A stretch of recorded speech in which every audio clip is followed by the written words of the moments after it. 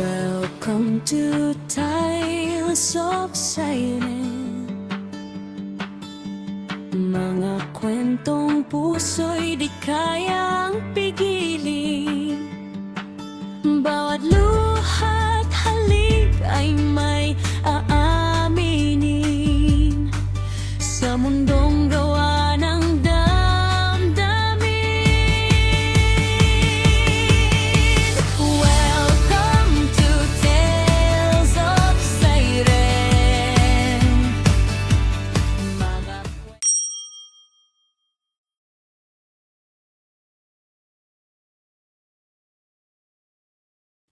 Malalakas na kalabog mula sa labas ng malaking bahay ng mga Del Valle ang maririnig sa gitna ng gabi habang tulog na ang karamihan.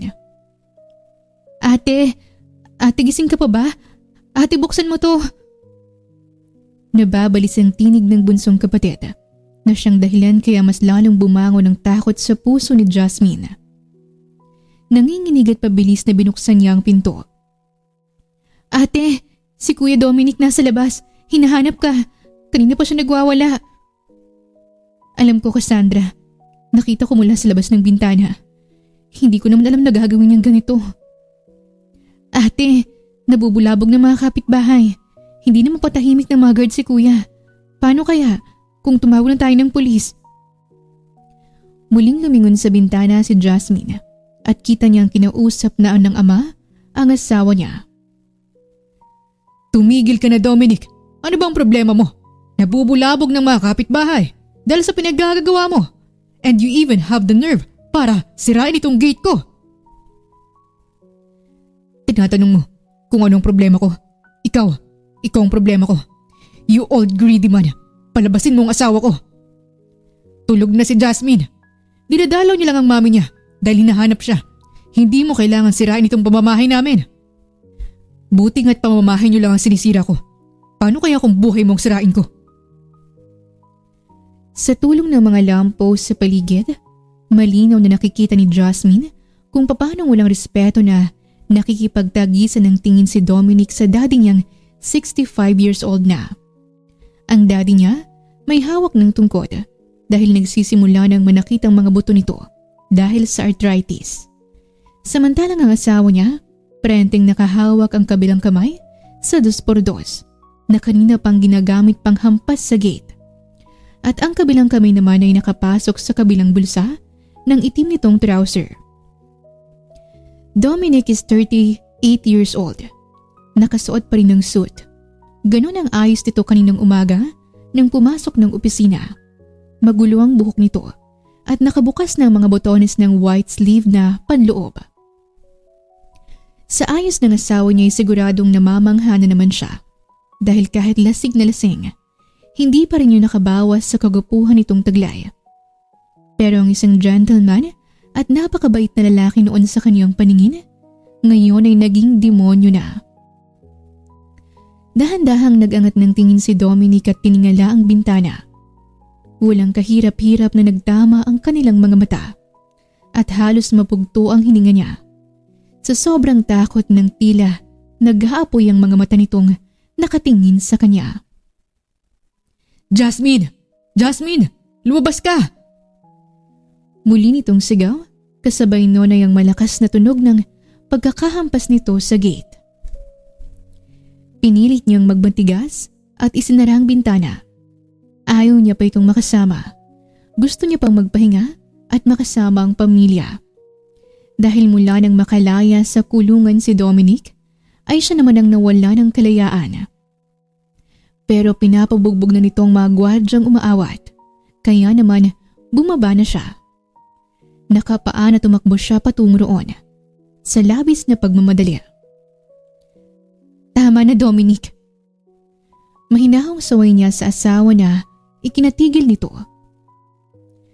Agad na napalingon ito sa kanya at ang kaninang nag-aapoy na mga mata ay namimilog na. Anak Jasmine, hindi mo kailangang bumalik sa walang kwentang lalaking yan. Daddy, okay lang. Ayos lang ho ako. Sige na, Manong Rumi. Tawag niya sa guard na may pasa sa bibig. Iakyat niyo na ho si Daddy. Muli niyang hinarap si Dominic na nakatayo lang ron nakatingin sa kanya habang naghahabol ng hininga. May bumabagsak na ring dugo sa lupa dahil sa malaking sugat sa kamay nitong may benda. Tama na ha? Nandito na ako. Sasama ako sa'yo. Hindi mo na kailangan gawin to. Humakbang papalapit sa kanya si Dominic. Nahigit ni Jasmine ang hininga nang bigla nitong niluhod ang kabilang tuhod sa lupa at tinanggal ang mga sapatos. Inangat nito ang paa niya at pinasuot sa kanyang sapatos nito. Bakit ka umalis ng bahay nang walang paalam? Hindi ba't sinabi ko na sa'yong ayokong ginagawa mo yun? Tanong nito sa matigas na tinig. Nang muli siyang hinarap, kasabay nun ang pag-akyat ng kamay nito sa leeg at mukha niya. Umalis ka ba? Dahil plano mo na naman akong iwanan? Akala mo ba makakawala ka nang ganun-ganun na lang? Dominic, dinalaw ko lang si Mami. Dinalaw. Samantalang ako dati, kahit mamatay na ako sa loob ni hindi kita mahagilap. Umuwi na tayo. Pagod ako. Tatalikuran na sana ito ni Jasmine nang marahas na hinila siya ni Dominic papalapit sa katawan nito at siniil ng marubdob na halik. Ang halik na yon ay masakit at mapagparusa na parang sinusumbatan si Jasmine sa lahat ng kasalanang nagawa niya rito noon. Sa sobrang sakit ng halik na yon, ni hindi niya inalintana pang pagkagat ni Dominic sa ibabang labi niya. Nalalasahan niya na rin ang sariling dugo. At dahil ayaw niyang iparamdam sa asawa na nasasaktan siya, ni hindi niya magawang umungol. Sa ginawang yon ni Dominic ay mabilis na napatingin sa ibang direksyon ng mga guard na nakasuntukan nito. Maging ang makakatulong ng mga Del Valle. Ang ama niyang si Minandro naman ay kinuyom ang kamao dahil sa galit.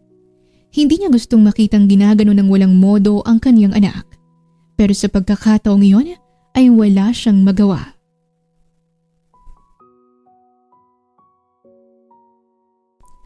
Ano ba? Bitawan mo ako, nasasaktan ako! Malakas na sigaw ni Jasmine habang pilit inaalis ni Dominic ang damit mula sa kanyang katawan. Tama na, Dominic! Pero parang walang naririnig ang asawa. Sa halip ay pinunit lang nito ang jacket at nighties niyang suot. Naglalandis din sa mga pribadong parte ng kanyang katawan ang naglulumikot nitong mga kamay. I want you right now, Jasmine. I want this damn body right now. Lasing na anas nito sa tenga niya. Mas lalo lang kasi itong nalasing nang uminom ulit sa loob ng sasakyan habang nagdadrive kanina. Dominic, please. Huwag ngayon. Pagod ako. Aalisin ko ang pagod mo. Bulong nitong bumaba na ang labi sa dibdib niya. Marahas na inihiga siya nito sa kama. Sa nakalipas na buwan, noon lang din ito naging sobrang marahas sa kanya. Diyos ko, paano naging ganito si Dominic? Ang lalaking mahal ko. Para akong babasagin noon kung hawakan niya. Pero ngayon, hindi ko na siya kilala. Wala na. Wala na ang Dominic na minahal ko. Piping iyak niya at tuluyang pinakawala ng matinding emosyon na kanina pang pinipigilan. Nagsibagsakan ang kaniyang mga luha. Kaya naman ang umakyat sa mukha niyang may luha, ang halik ni Dominic ay kagad itong nagtigil sa ginagawa. Tinitigan ito ang mukha niya, ang mga luha niya, habang nakatingin naman si Jasmine sa ibang direksyon. Hindi na siya nagulat. Nandahan-dahang tumayo si Dominic at pinagsusuntok ang pader at bintana ng kwarto nila. Ang mas masakit ay ni hindi niya marinig ang ungol nito. Kahit alam niyang nasasaktan na ang kamay nito. Hinayaan niya lang na mawagwala ng walang ingay ang asawa, habang siya umiiyak na nakayakap sa sariling binti. Hanggang sa tumigil ito, naupo sa sahig at siya naman ay nakatulog na lang habang nakasandal sa headboard ng kama. Kinabukasan ay nagising si Jasmine nang tumama sa mukha niyang sinag ng araw na lumusot mula sa sirang glass wall. Pansin niyang nakahiga na siya at hindi na pala nakasandal. Natatakpan na rin ng comforter ang buo niyang katawan. Binalot ng lungkot ang puso niya nang maalala kung ano na naman ang nangyari kagabi. Good morning ho, Ma'am Jasmine. Nakarating na ho pala kayo. Kamusta naman ho ang mami niyo, ma'am? Bungad kay Jasmine ni Manang Alicia, ang 60 years old na tagapagluto nila ng villa ng mga Braganza. Sila lamang ang nakatira sa malaking villa na yon. Siya, si Dominic, si Manang Alicia, ang asawa nitong si Manong Gabo, at ang anak ng mga itong nasa high school pa, na si Lucas. Ang villa ay may kalayuan sa bayan nila, ang Santa Monica. Medyo okay naman Manang, kaya lang ayaw niya na kasing uminom ng gamot kaya lalong humihina ang puso niya. Salamat po dun sa herbal na pinadala mo. Nako, walang anuman Ma'am Jasmine. Nga pala, umalis ng maaga si Sir Dominic kanina. Ang sabi niya, may mga tao raw na darating mamaya para ayusin ang dingding sa kwarto ninyo at ang nasirang bintana. Napayuko si Jasmine dahil sa narinig. Hindi pa rin niya maiwasang hindi makaramdam ng hiya. Kahit pa halos 1 taon ang lumipas mula nang masaksihan ng mga itong malaking pagbabago ni Dominic. Sabay silang nagtungo sa kusina at hindi nalingid sa kalamad ni Jasmine ang napakaraming CCTV na nakapalibot sa halos lahat ng parte ng buong kabahayan maging sa labas. Mula sa mga CCTV na yon ay nakikita at nalalaman ni Dominic ang bawat galaw niya. Maging ang kanyang paghinga ay naririnig nito kahit saan pa ito magpunta. Chief. Ang tinig na yun ang pumukaw sa atensyon ni Dominic mula sa pagkakatitig sa computer monitor na nasa kanyang harapan. Natigil din ang mga daliri niya sa kanina pang pagpapaikot ng ballpen doon. Nilingon niya ang pinto ng office at nakadungaw doon ang kanang kamay na si Diego. Yes. Brandon already sent the picture of Mr. Dominguez. Duguan, Chief. Confirmed. Wala na pong isa sa leader ng mga sindikatong yun. Mission clear and accomplished. Malinis ba? Pulido ang pagkakatrabaho? Yes, Chief. And the budget. Nasa account na po natin. Are we ready to accept another project from the contractor? Umiling si Dominic bilang tugon sa tanong na yun ni Diego. Tiningnan niya ang binata at walang ibang mababakas sa mukha nito kung hindi ang determinasyon na mapabagsak ang mga taong pinapatrabaho sa kanila. And as the acting head of the organization, sa kanya lang nakasalalay ang lahat ng magiging desisyon. Huwag na muna tayong tumanggap. This month, you and our men will be free from work. Treat your family, Diego. Isama mo silang magbakasyon gamit ang perang pinagtrabahuhan mo. Nako, salamat Chief. Ikaw din, lagi ka nalang napapasama sa mga trabaho. Wala ka na pong panahon sa asawa mo, Chief. Hindi ka pa rin po ba bibisita sa mga magulang mo? Masyadong malayong Amerika, Diego. At nasisiguro kong maintindihan nila kung hindi pa ako makakadalo sa puntod nila. Kung buhay pa lang sana si Sir Brooke, hindi po sana nakasalalay sa mga kamay niyo ang napakadelikadong organisasyong ito. Diego is right. Brooke is his best friend. Nagmamayari ng isang private security agency. Iyon ang paniniwala ng lahat, na ang La Verdad ay agency na pinagtatrabahuhan ng mga PSG na maaaring maging escort ng iba't ibang kilalang personalidad na may matataas na antas sa lipunan. But that just a facade. Dahil ang talagang trabaho ng organisasyon ay makipagtulungan ng palihim sa mga tropa ng gobyerno. At nakakatawa, mula nang makalabas siya sa kulungan, 1 taon nang nakakalipas, ayun ang obligasyong naghihintay sa kanya dahil yun ang kagustuhang ng yumaong matalik na kaibigan. Kahapon lang ay tinugis nilang isa sa leader ng mga sindikatong kumukuha ng mga babaeng galing sa Indonesia at dinadala dito sa bansa para tanggalan ng mga parte ng katawan na maaaring ibenta. Human trafficking.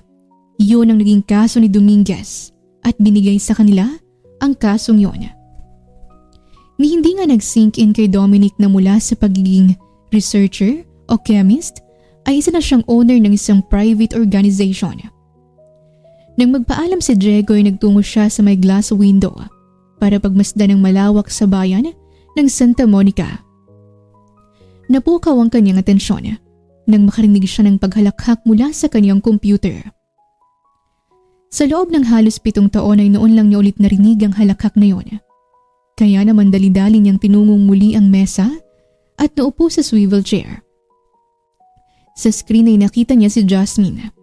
Nakaupo sa sahig ng living room ng malaki nilang bahay habang napapaligiran ito ng mga asong si Oreo, Cream O at Fita.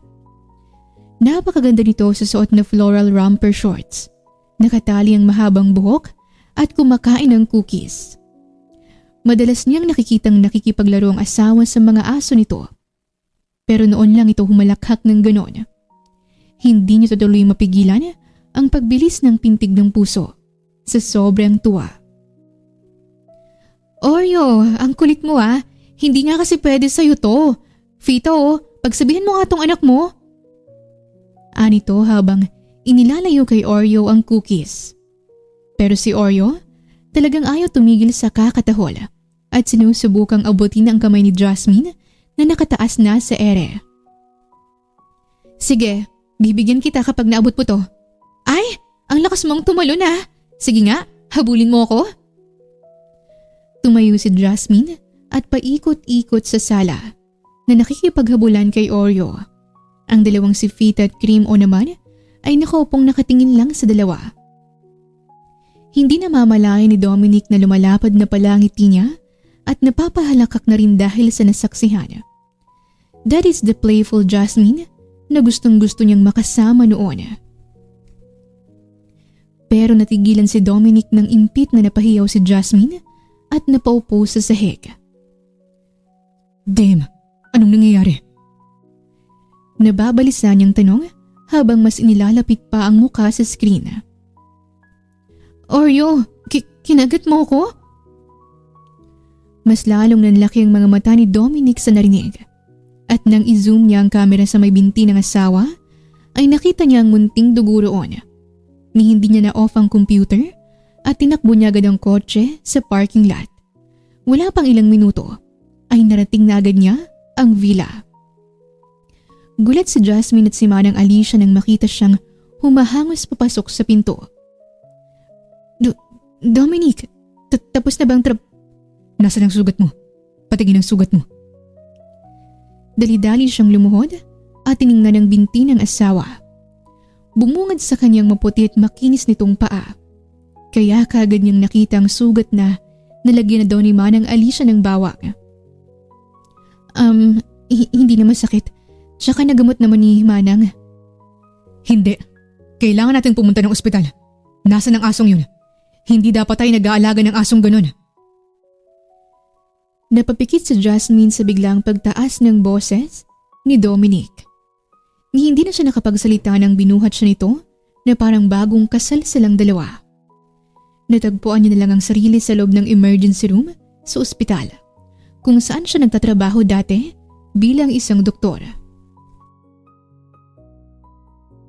We should get rid of those pet of yours. Hindi na pwedeng maulit ang nangyaring to. Tahimik lang si Jasmine habang pinapanood ang ginagawang paghaplos ni Dominic sa binti niya.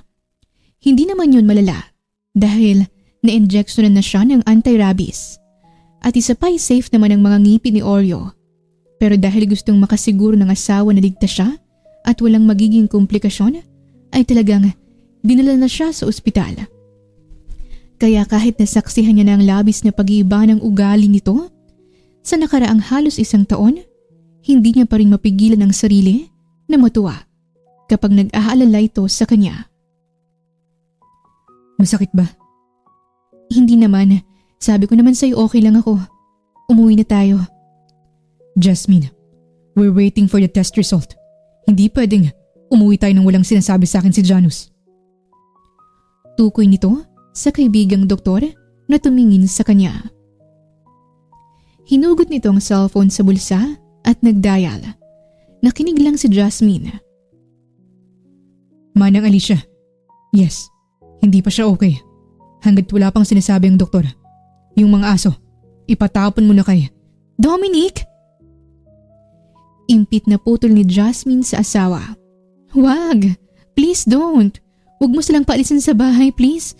Nakikiusap ako, Dominic. Jasmine, baka saktan ka lang ulit ni Oreo. Hindi na promise. Hindi na ako makikipaglaro sa kanya. Titiisin ko. Huwag mo lang siyang ipatapon. Pakiusap, Dominic. Parang nilalamukos sa loob ang puso ni Dominic habang pinagmamasdan si Jasmine na nakahawak sa kamay, luhaan at nagmamakaawa sa kanya. Damn, she got me with her tears. Kapag ganong umiyak ito, ay para siyang mababaliw sa sakit. Pero hindi ba't ito naman ang gusto mo? Ang makita siyang umiiyak at nasasaktan. Hindi ba't bumalik ka sa buhay niya para gantihan siya at saktan siya? Katulad ng ginawa niya sa'yo. Piping sumbat ni Dominic sa sarili. Dom, they are my babies. Huwag mo naman silang alisin sa buhay ko. Nagmamakaawa ako. Nasasaktang tumayo si Dominic at tinalikuran ng asawa. Buti pa yung mga aso. Pinapahalagahan niya. Gusto ko na lang din tuloy maging aso. Sumusukong bulong niya sa isipan at masama ang loob na pinalampas na lang ang mga nangyari. Matapos silang makausap ni Doc Janus at sinabi nitong wala namang problema, ay agad na inuwi ni Dominic ang asawa. Sa sobrang pag-alala at ayaw niya itong mapagod ay binuhat niya mula sa ospital hanggang sa parking lot at hanggang makarating sila sa kwarto nito. Ang mga aso. I know, I'm not gonna touch them. Natuwa si Jasmine sa narinig, kaya napangiti siya. Bumilis ang tintig ng puso ni Dominic nang makita ang ngiting yon. Ikaw, dito ka lang? Hindi ka na babalik sa office mo? Babalik. Ayaw mong lagi akong nakikita rito sa bahay. So, aalis ako. Tinalikuran niya si Jasmine pero halos tumigil ang paghinga niya nang maagap na dumampi ang palad nito sa kamay niya. Pinipigilan siya. That's the best feeling that he's been longing for so long. Ang kusa siyang hawakan ni Jasmine dahil mula nang dinukot niyang asawa pabalik sa villa kung saan sila unang bumuo ng masasayang alaala, ay ngayon lang siya hinawakan ni Jasmine sa kamay. Itong palad mo. Dahil ba ito nung nakaraang humawa ka ng 2x2 na pinaghampas mo sa gate nila, Daddy? Bakit ba nagkakasugat-sugat ka nitong nakaraan? Why? Are you concerned? Sa halip na sagutin ang tanong niya, ay tinungo nito ang drawer kung nasaan nakalagay ang medical kit nila. Gustong mapangiti ni Dominic nang tapikin ni Jasmine ang gilid ng kama kung saan ito nakaupo. Sanesa-niyasan siyang umupo sa tabi nito na ginawa naman niya. Iniisip mo ba na iiwan na kita? Kaya ka nagwawala ng ganun? Hindi mo na ako pwedeng iwanan. Kahit ayaw mo na sa akin, hindi ka pa rin makakawala sa akin. Yun naman pala, inuubos mo pang lakas mo na magwala. Samantalang alam mo naman na hindi ako makakawala sa'yo. At habang buhay na akong matatali sa tabi mo. And you don't like that. You hate me to death. I know that you've been wanting and dying to get away from me. Kamatayan lang ang makakapagpalaya sa'yo mula sa akin, Jasmine. Kaya patayin mo muna ako nang makalaya ka. Parang sinaksak si Jasmine sa narinig. Habang nakatitig sila sa mga mata ng bawat isa, gustong bumagsak ng mga luha niya. Pero labis-labis ang kaniyang pagpipigil. Hindi na malay ni Jasmine na umakyat na palang mga palad sa prominenteng panga ng asawa. At nang bumaba ang tingin niya sa namumula nitong mga labi, tila nabuhay ang apoy na matagal nang nananahimik sa loob-loob niya. Pumikit siya at ilalapit na sana ang labi sa mga labi ni Dominic. Pero ang panugtunog ng cellphone nito ang nagpatigil sa kanya. Sagutin mo muna. Nahihiya niyang sambit. Pero si Dominic, napanguso at napapikit na para bang nagkaroon ito ng malaking problema. Bumuntong hininga na napilitan itong tumayo at sinagot ang tawag. Yes, Diego. What? 2 days? Damn it. Sige, papunta na ako. Nawala ang lambot sa ekspresyon ng mukha nito. Napalitan niyo ng nakakatakot na aura. Kaya naman nagsimulang kumabog ang dibdib ni Jasmine.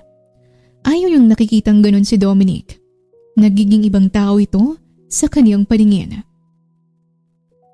Aalis ka? Babalik din ako. Be good. I will have someone to look over you. Hindi ka pwedeng. Hindi ako aalis. Nakangiting paninigurado niya kay Dominic. I'll stay here with my babies and my paintings. Hihintayin ko ang pagbabalik mo. Hindi ito sumagot at hindi naman umayaw. Tinitigan lang siya at dinampian ang matagal na halik sa noo bago tuluyang nilisan ang villa. Nang masiguradong wala ng asawa, ay doon na nakahanap ng pagkakataon si Jasmine na gawin ang matagal niya nang gustong gawin.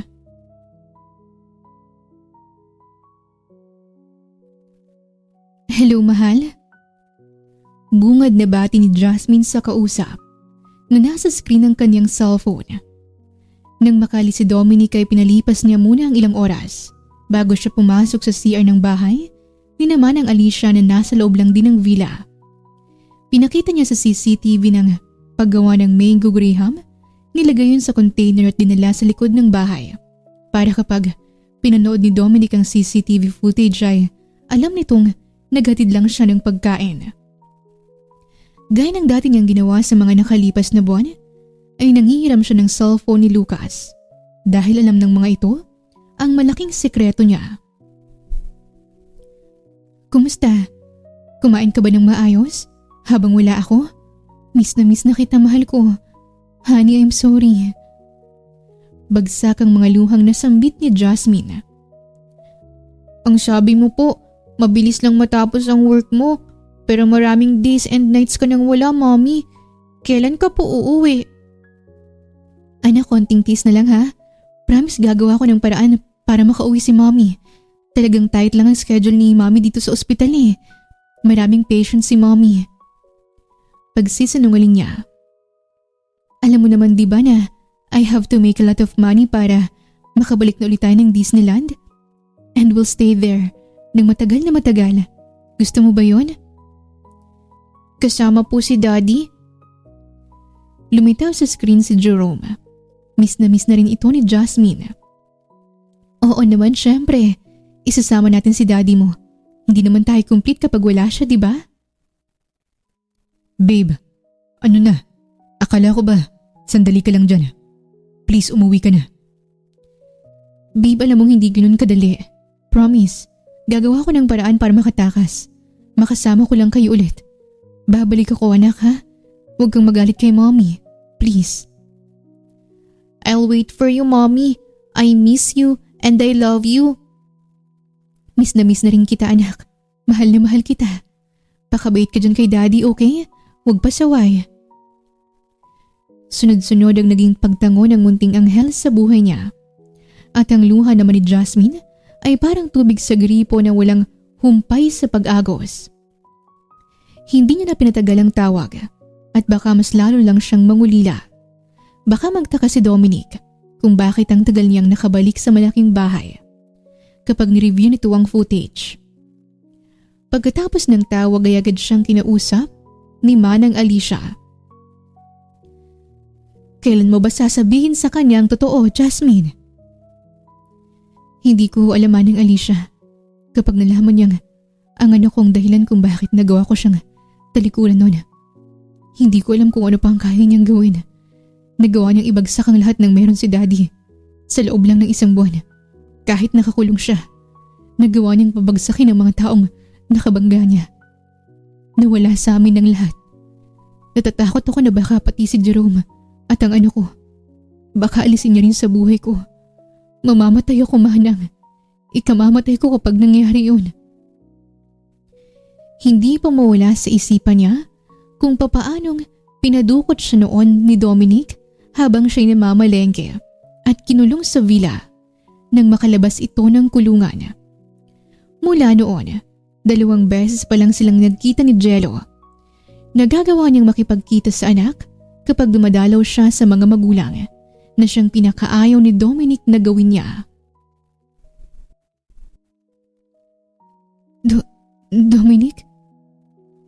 Namamaos na nais sa tinig ni Jasmine nang magising siya sa kalagitnaan ng gabi. Bumukas ang pinto at pumasok doon ang asawa niyang pasuray-suray. Nakapatay ang main light sa kwarto at tanging liwanag lang ng lampshade ang nakaon, pero malinaw na nakikita ni Jasmine ang pagkakasapo ni Dominic sa may bandang tiyan, papalapit sa kanya. Mabilis na bumangon si Jasmine at tinungo ang switch para i-on yun. Tumambad sa kanyang namumutlang mukha ni Dominic at ang natuyong dugo sa kamay nito. Baby, it's already 1 in the morning. Bakit gising ka pa? I'm sorry. Did I woke you up? Binisita lang kita. Babalik din agad ako sa kwarto ko. Dominic, anong nangyari sa'yo? May sugat ka na naman ba? Dominic! Wala lang to. Mabilis na binuksan niya ang damit ng asawa at tumambad sa kanyang malaking hiwa ni Dominic sa tiyan. Bilang isang doktor, ay hindi siya takot sa dugo at sa kahit na anong sugat. Pero natatakot siya sa kung nasan galing ang mga sugat na natatamo nito. Nang minsang mahuli niya itong naguhubad ng damit, hindi nakaligtas sa paningin niya ang ilang mga peklat na parang tinahi sa likuran nito. Ano to? Ito pa. At ito. My God, Dominic! Nasaksa ka ba? Sunod-sunod na tanong niya.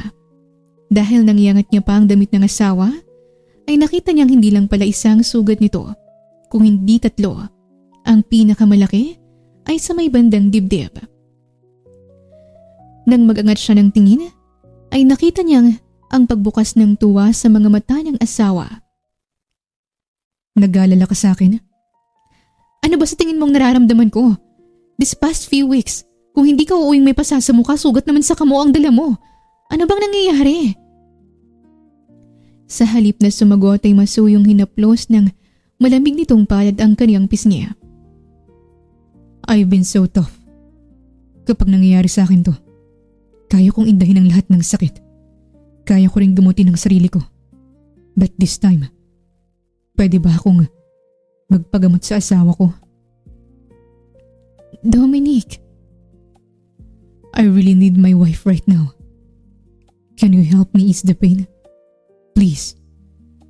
Kung hindi ka lang nag-aalala, wala naman akong mararamdamang sakit eh.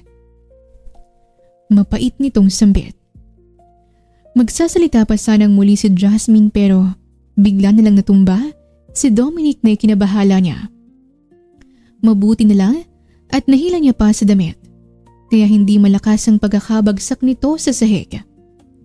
Kagad niyang binigyan ng first aid si Dominic habang naghihintay kay Dr. Janus dahil hindi pa man siya nakakapagdesisyon na dalhin sa ospital ang asawa nang bigla itong tumawag na para bang alam na nito ang mga nangyayari.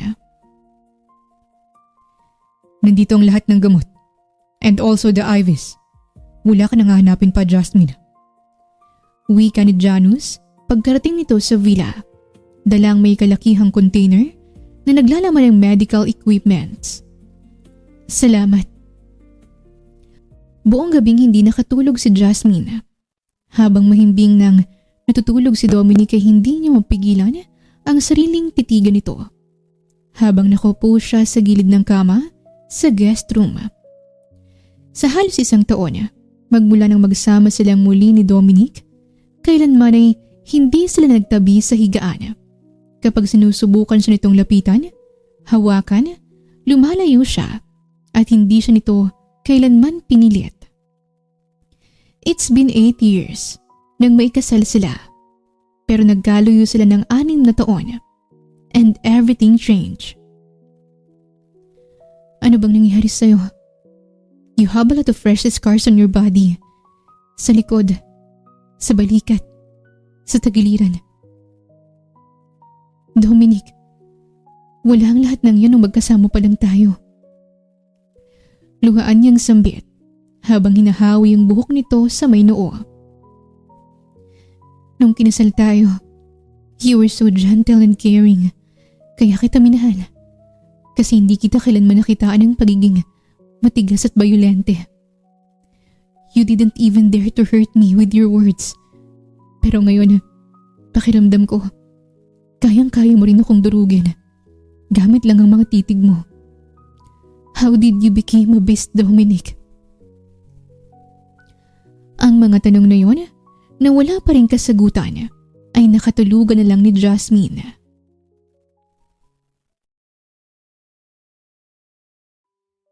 Kinaumagahan, ay nagising siya nang maramdaman ng mainit na palad na humahaplos sa pisngi niya. Nang imulat niyang mga mata, ay tumambad sa kanya ang gwapong mukha ni Dominic. Gising na ito, nakaupo na, nakatitig sa kanya at walang damit pang itaas. Pinasadahan niya ito ng tingin at nakita niyang nagkalat ang mga band-aid sa katawan nito na nilagay niya kagabi. Gising ka na pala. Teka, hindi ka pa pwedeng bumangon. Ang mga sugat mo baka bumukas. Yang sa may bandang dibdib mo, masyadong mahaba ang hiwa, kaya mahiga ka muna. Natatarantang dinampi niya sa balikat ni Dominic ang mga kamay para pahigain itong muli. Pero hindi ito sumunod. Sa halip ay hinawakan ito ang mga kamay niya at hinalikan ang mga yon. Napasinghap tuloy si Jasmine nang maramdaman ang pamilyar na sensasyon na muling bumangon sa kanyang kaibuturan. Why did you sleep like that? Malamig ang sahig, Jasmine. Hindi ba sumakit ang katawan mo? Namamaos nitong tinig habang nakatitig sa mukha niya. Hindi naman. Binabantayan lang kita. Baka kasi magising ka't kailanganin mo ko. Jasmine, I always need you. May sakit man ako o wala. May sugat man ako o wala. I always want you. Bababa lang ako. Ipagluluto kita ng... Naputol lang ang mga sanay sasabihin niya nang marahan siyang hinila ni Dominic. Kaya naman bumagsak siya sa gilid ng kama at napaupo sa tabi nito. Napahawak siya sa balikat nito para kumapit dahil nawalan siya ng balanse. Is it okay kung ikaw ang breakfast na gusto ko this morning? Tanong nitong hinahawi ang iilang hibla ng buhok na napunta sa mukha niya. Hindi naman ako gutom. But I've been craving for these lips for a very long time. Hindi naman yan pagkain. Mahina itong natawa sa naging tanong niya. Tsaka kung paduduguin mo lang din, mas mabuting wag na lang. Baby, I'm sorry.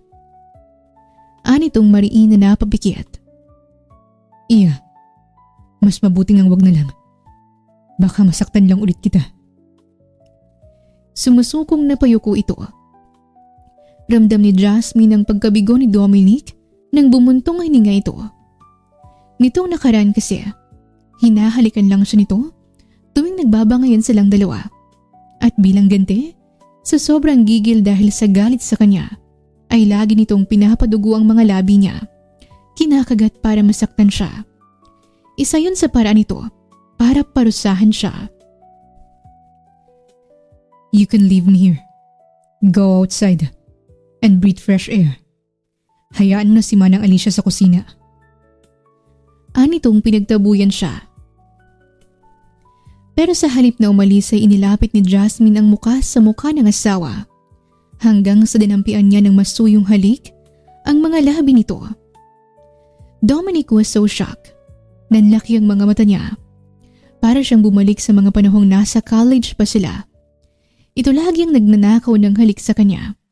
Kahit pa nasarap sila ng maraming tao. Because Jasmine has a very playful personality.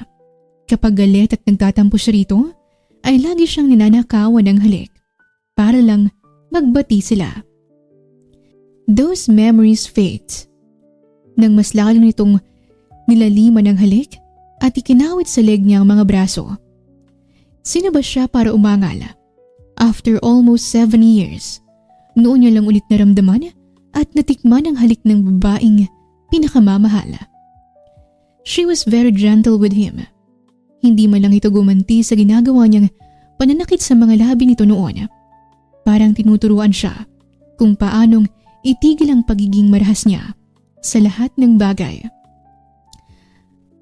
At dahil hindi alam ni Dominic kung kailan mauulit ang halik na yon, sinulit niya lang ang pagkakataon kahit nasasaktan na siya dahil nakatukod lang naman ang kabilang kamay ni Jasmine sa sugat niya.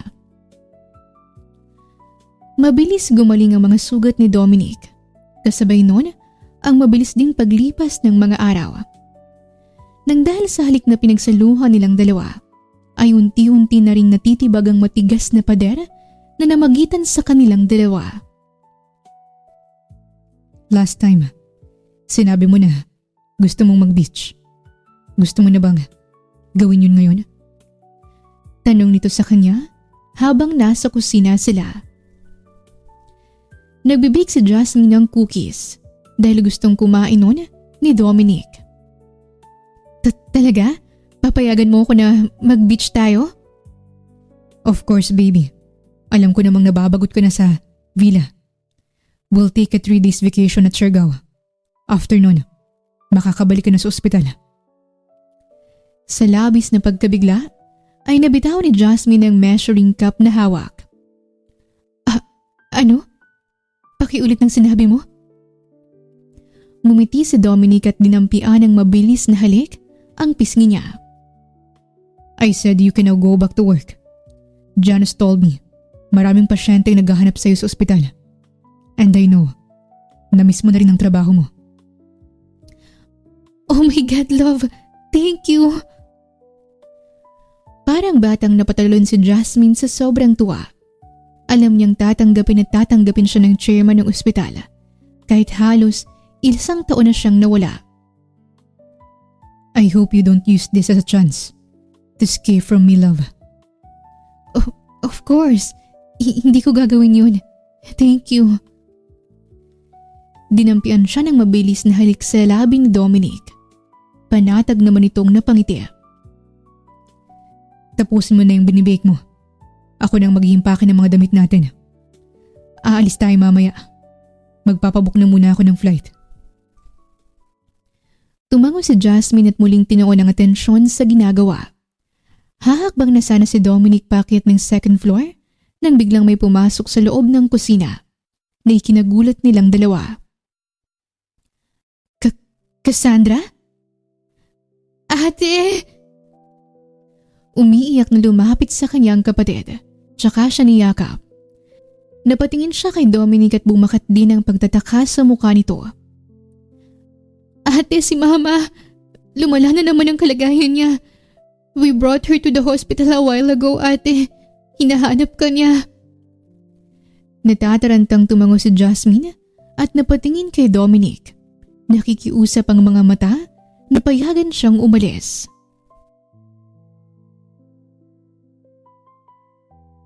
Natatarantang tumango si Jasmine at napatingin kay Dominic.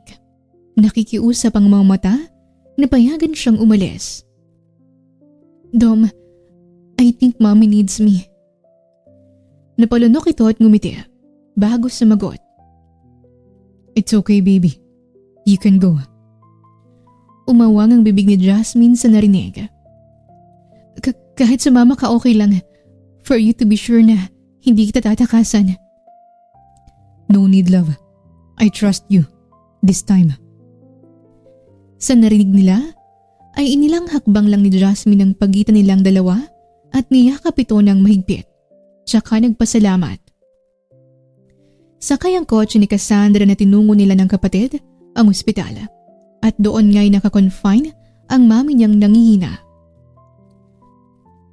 Anak, Jasmine. Yes, Ma'am.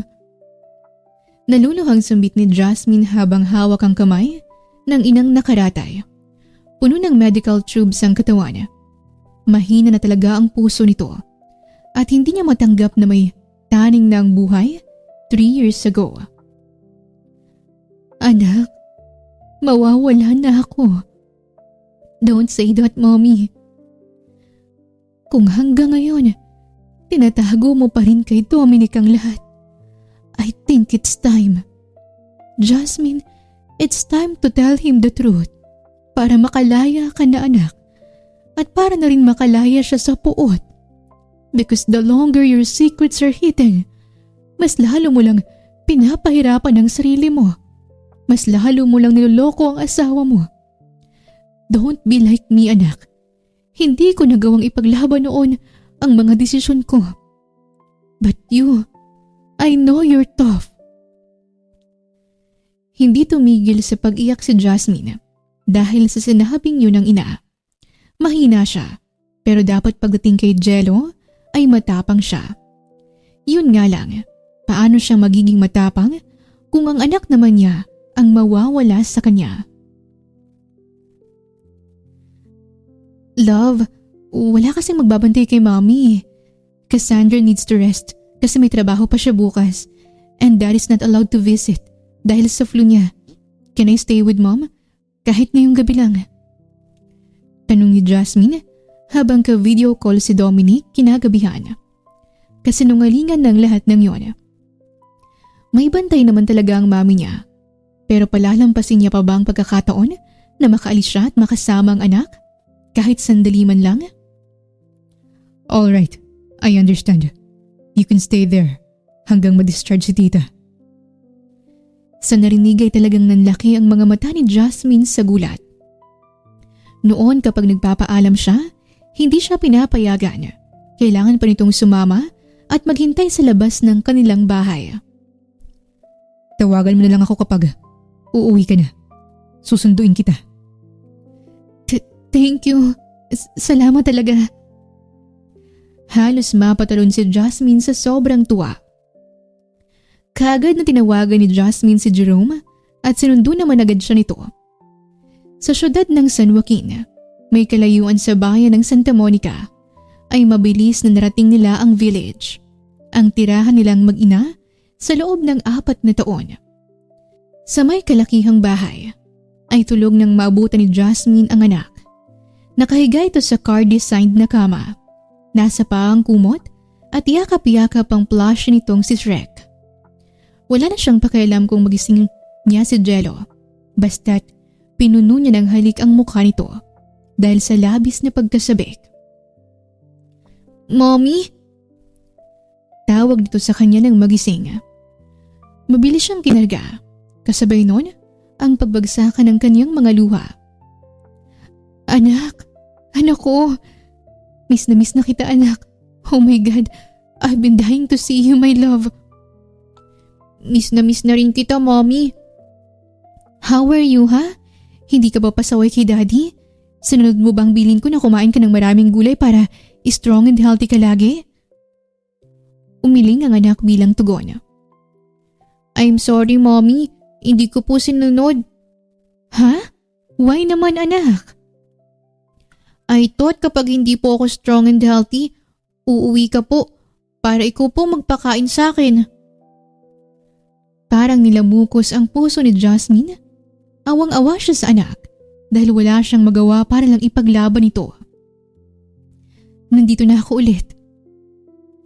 Hindi ka na po aalis? Hindi agad nakasagot si Jasmine. Nagkatinginan sila ni Jerome at naghihintay lang din ito ng sagot mula sa kanya. Aalis na tayo bukas, babe. Just give me more time tonight para makapagpaalam kay Daddy and Mommy. Jasmine, are you sure? Dahan-dahang tumangaw si Jasmine. Pinahid ni Jerome ang mga luha niya, tsaka sila niyakap ni Jello ng mahigpit. Noon lang ulit siya nakaramdam ng kapanatagan dahil sa yakap na yon at dahil kasama niya na sa wakas ang anak niya. Nang gabing yon, ay nagawa nga niyang magpaalam sa ama. Kung anong magiging desisyon niya, alam niyang maiintindihan siya ng ina. Kinabukasan ay maaga silang nagtungo sa airport dahil maaga rin ang magiging flight nila. At ngayon, kahit masakit na iwanan ang mga taong mahal, kailangan niyang lumayo para sa ikakatahimik lang ng puso niya. Confirm sir. Nasa airport na nga po si Ma'am Jasmine. Na-check ko na rin po ang flight niya. 10:00 ng umaga.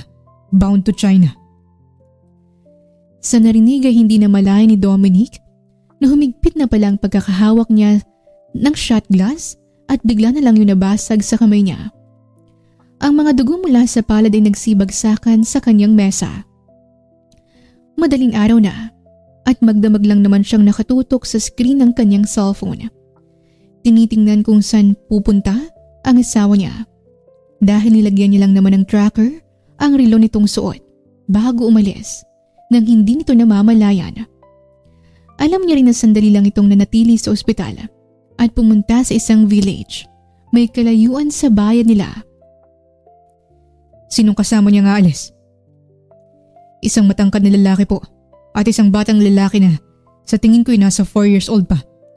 Basta sa binigay na impormasyon na nakuha ko. Anak niya ang bata sir.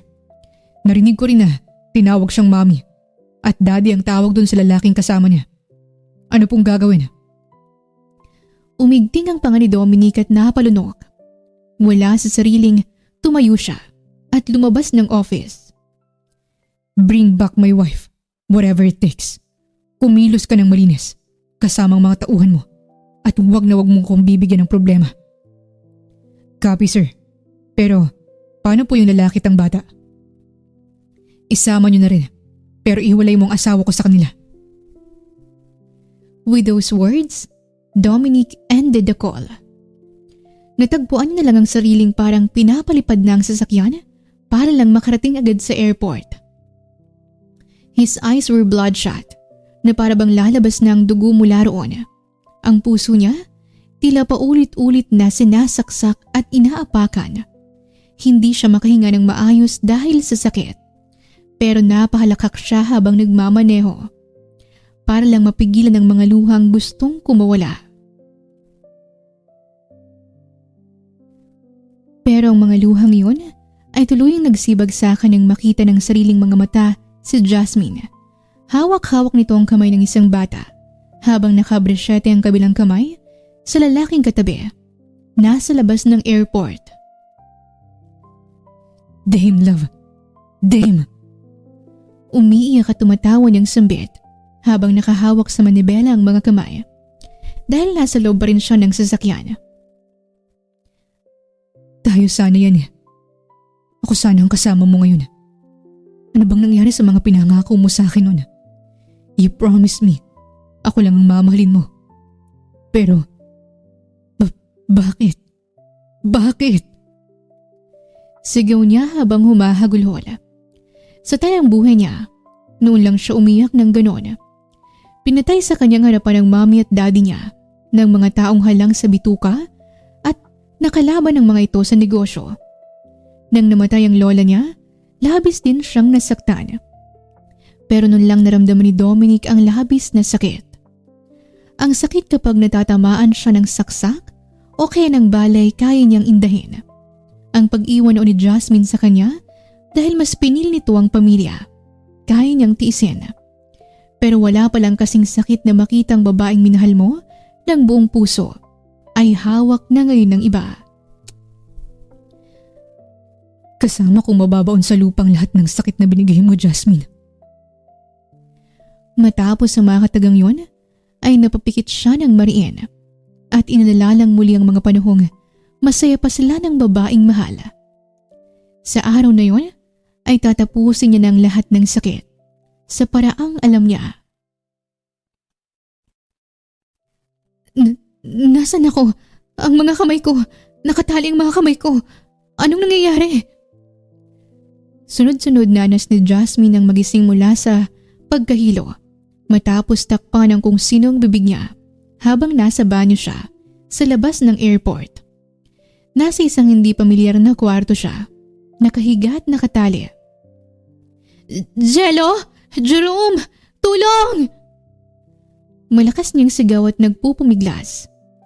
Pero masyadong mahigpit ang pagkakatali sa kanya, dahilan kung bakit nagsimula ng mamula at sumakit ang kanyang mga kamay sa may bandang ulo.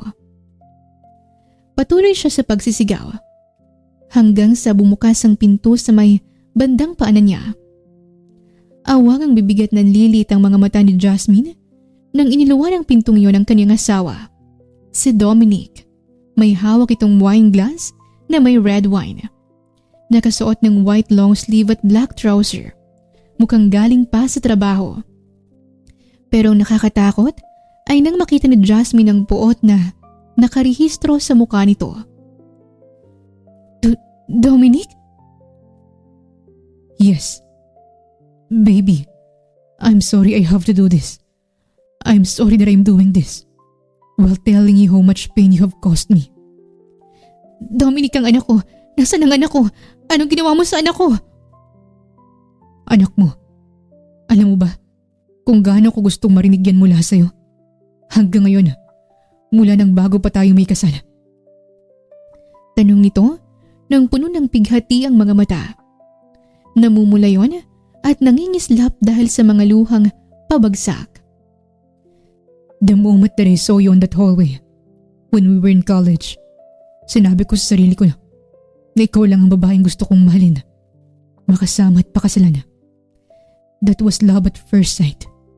I thank God nakilala ko ang babaeng nagparamdam sa akin ng tunay na pagmamahal na hindi ko naranasan sa mga magulang ko.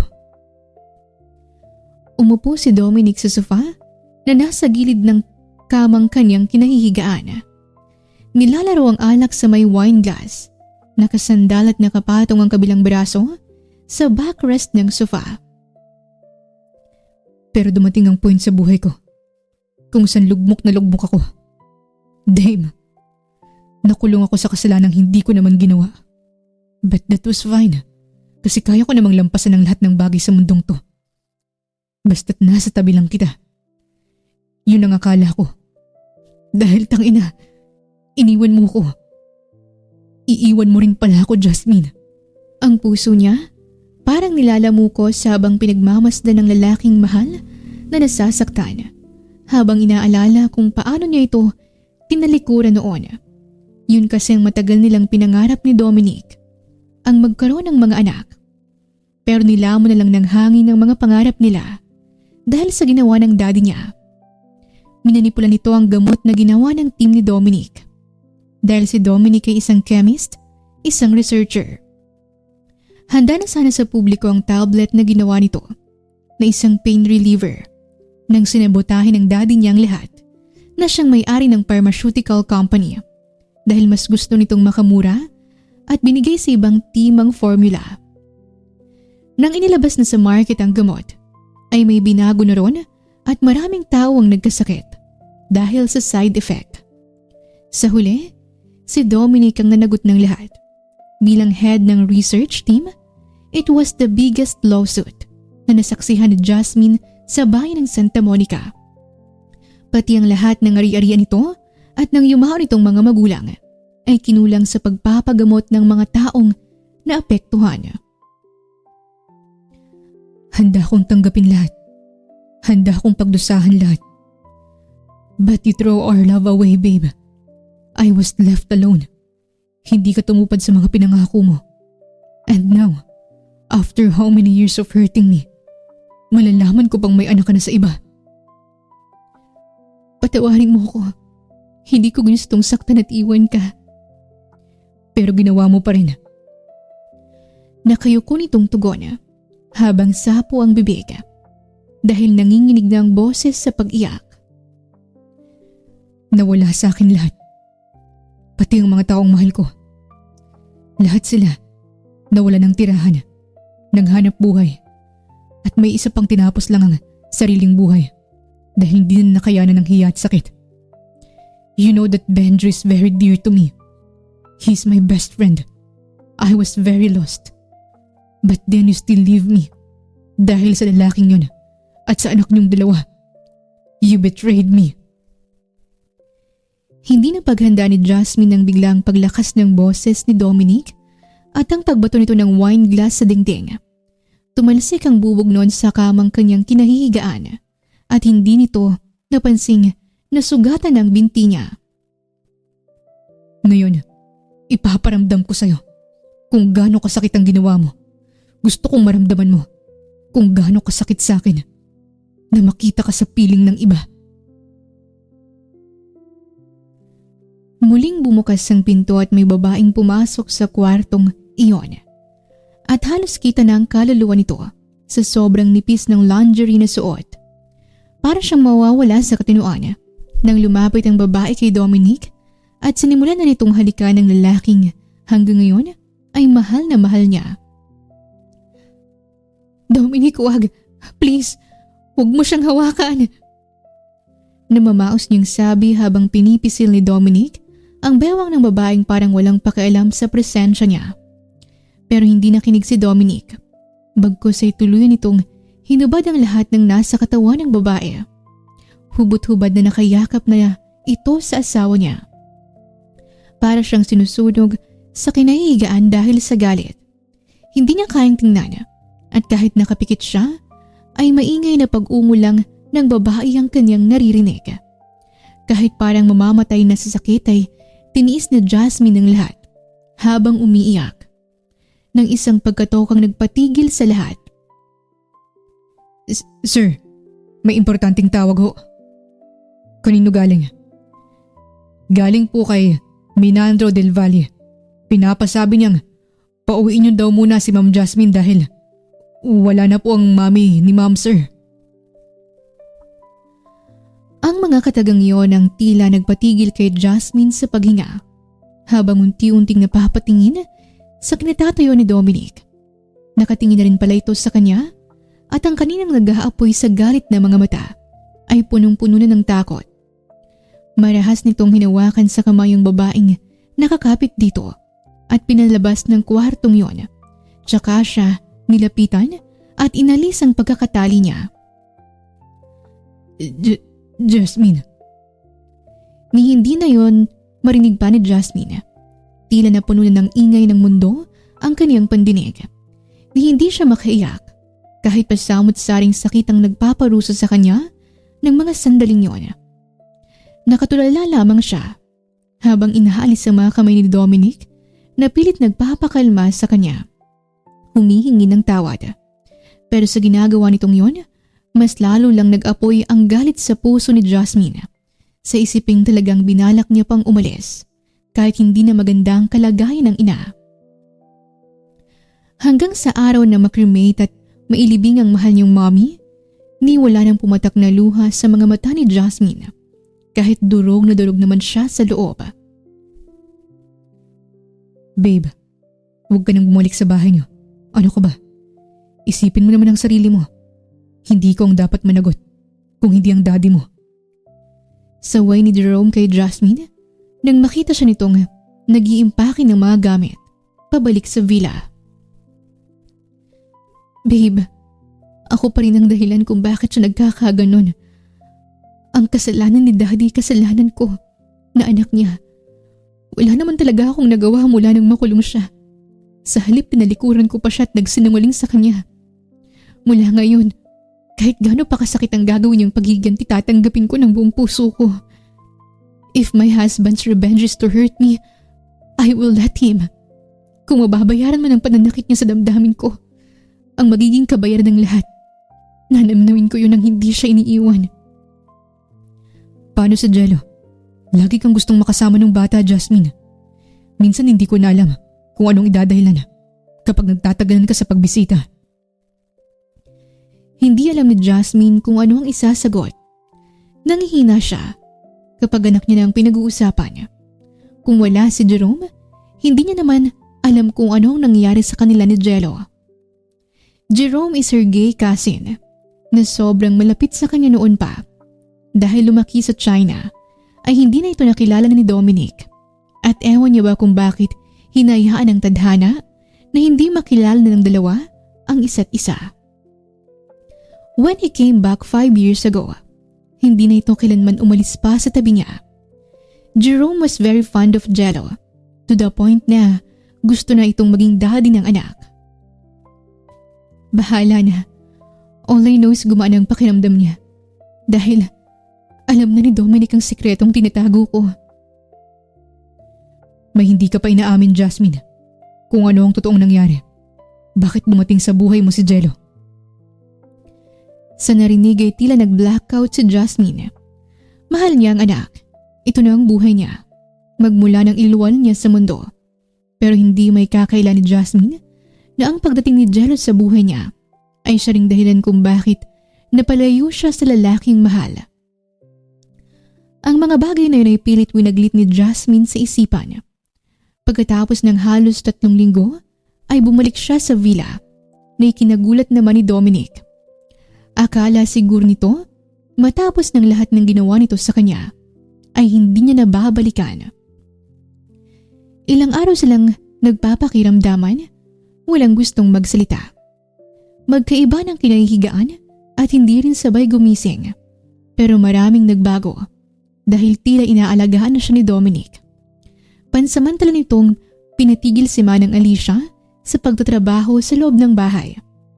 Dahil ito na ang gumagawa noon. Madalas niyang naaabutan sa pagluluto si Dominic. Naglilinis at naglalaba.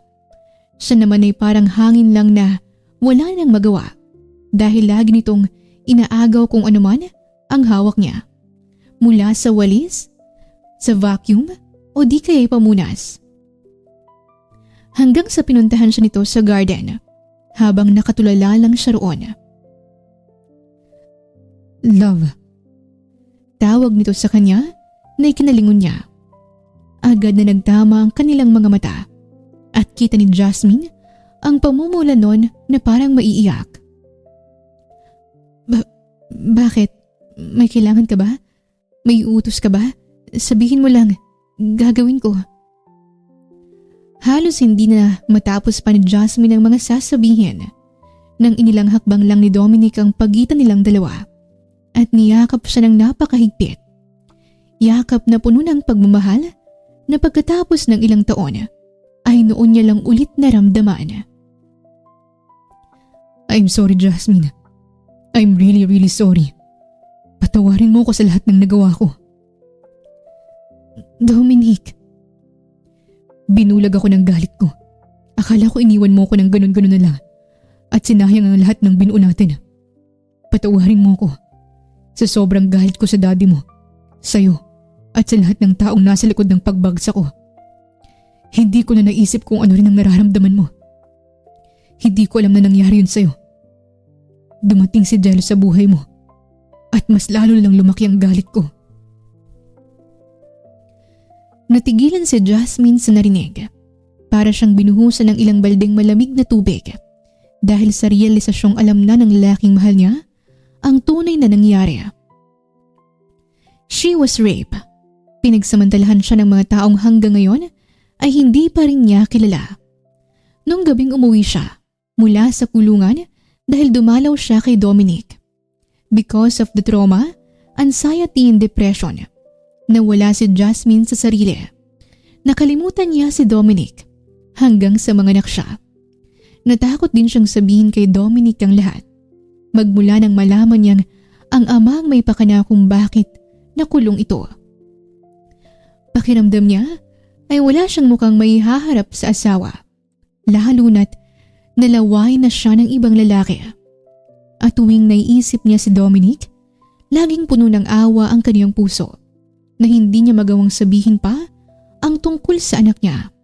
Baka lalo niya lang itong masaktan. I'm sorry. Hindi ko gustong saktan ka. Ayoko sa ginagawa kong paghiganti pero mas pinangungunahan ako ng galit. Sa isiping basta mo na lang akong tinalikuran.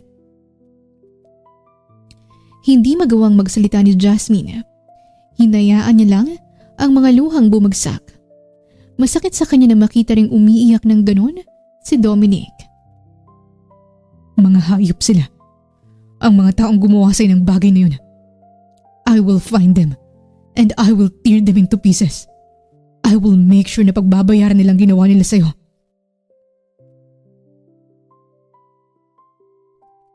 Dominic, wag. Kalimutan na natin yon. Magugulo lang ang buhay natin. Ayoko na. Ayoko na ng gulo. Gusto ko na ng tahimik na buhay.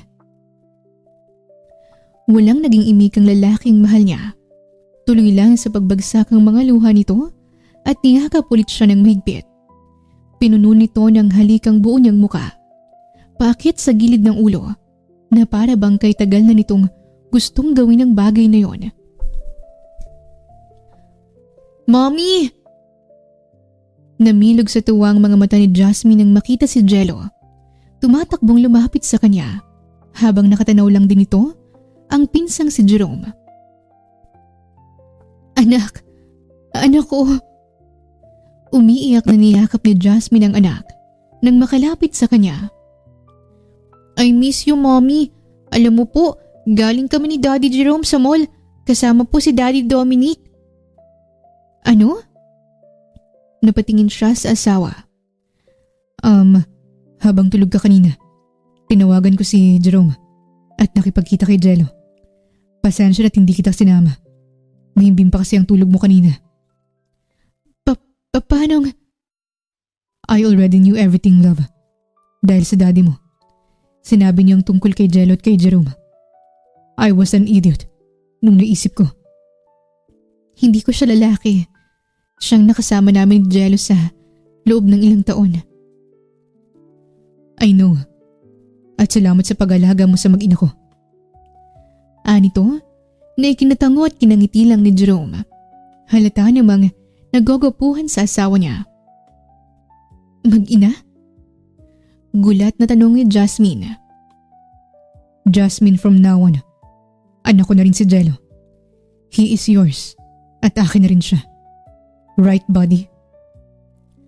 Parang may maiinit na kamay ang humaplos sa puso ni Jasmine nang kargahin ni Dominic si Jello. Hindi man magkamukha ang dalawa, pero parehong gwapo ang mga ito. Yes, Daddy. Next time po, helicopter naman ang bibili natin sa mall, ah. Yes, son. Let's buy everything you want. Thank you po, Mommy. Yes, anak. Dalawa na po ang daddy ko. Happy po ako, Mommy. Muling nagsibagsakan ng mga luha ni Jasmine. Hindi niya maisip na mangyayari yun sa kanya. Natatanggapin ni Dominic ang madilim na bahaging yon ng kanyang nakaraan. At ang nakakatuwa, naging malapit kagad ito sa anak niya. Habang karga ang anak niya, ikinabig siya ni Dominic para yakapin silang dalawa ni Jello. No secrets from now on, love. I want you to trust me again, with all your heart, and let me handle everything. No secrets. Lagi naman ako magtitiwala sa'yo. Kahit nga alam kong naghihiganti ka, hindi pa rin nawala ang pagmamahal ko sa'yo. Dominic, noon pa man, ikaw lang ang lalaki sa puso ko. Mahal kita, Jasmine. Sana'y patawarin mo ko sa lahat ng nangyari. Lagi akong magmamahal at lagi rin ako magpapatawad. Mahal na mahal kita, Dominic. Salamat sa pagtanggap sa anak ko. Anak nating dalawa. Anak natin. Matapos ang mga katagang yon, ay hinalikan ni Dominic sa ulo ang asawa at hinalikan din sa pisngi si Jello. Masayang nakangiti lang si Jerome habang nanunood sa kanila. Sa paglipas ng mga araw ay mas naging maayos ang pamumuhay nilang mag-asawa. Mas tumindi ang pagmamahal ni Dominic sa mag-ina niya. Hindi niya pa minamadali ang sarili na patawarin ng lahat ng nagkasala sa kanya. Lalo na ang ama ng asawa. Pero alam niyang darating din ang araw ng pagpapatawad. Hindi naging madali ang pinagdaanan niya. Maging ang mga taong umaasa sa kanya noon na ngayon ay unti-unti na ring nakakabangon. Hindi niya pa napapanagot ang lahat ng may sala sa likod ng pinakamalaking dagok ng kaniyang buhay. Pero ang hustisya na ng batas at ng Diyos ang siyang bahalang maningil. Masaya at ligtas ang pamilya niya. Yun ang mahalaga para kay Dominic. Pero walang nakakaalam na palihim niya na palang tinutugis ang pulis at warden sa kulungan na siyang nanamantala sa mahal niyang asawa at Diyos na ang bahala sa kanila. Sisiguraduhin niyang makukuha niya ang hustisya na inaasam-asam niya. Ang buhay pag-ibig pala ay laging nagsisimula na puno ng pag-asa sa pagitan ng dalawang taong nagmamahalan. Katulad ng pag-iibigan ni Jasmine at Dominic. Everything started with love and trust. Pero laging darating sa punto ng pag-asang yun ay mauuwi sa sikreto, sa takot at sa sakit na unti-unting nagiging pader sa mga bagay na dapat sana'y nagtatali sa kanila sa isa't isa. Minsan, nasasaktan natin ang mga taong mahal natin sa paraang hindi naman natin ginusto. Ayaw lang nating maging komplikadong lahat. Minsan din, ang mga taong nagpaparusa sa atin ay hindi talaga natin kaaway. Nasugatan lang din sila, kaya laging nasa kanilang pagpipilian ang paghihiganti. Pero sa kwentong ito ay tinuro sa atin ang katotohanan at pagpapatawad ang siyang laging susi para gumaling sa mga sugat na nakadikit sa atin. Dumaan man tayo sa galit at pagpaparusa, pero lagi sana nating tatandaan na may puwang sa buhay ng isang tao para magpatawad at patuloy na magmahal. Wakas. Maraming salamat po sa inyong pakikinig sa kwentong ibinahagi namin ngayong araw. At sana'y nagustuhan niyo ang kwento ni Jasmine at Dominic. At sana'y naghatid sa inyo ang kwentong ito ng aral, pagmamahal at inspirasyon. Muli, ito po ang Tales of Siren at hanggang sa ating muling kwento. Tales of siren, mga kwentong puso'y di kayang pigilin. Bawat luha't halik ay may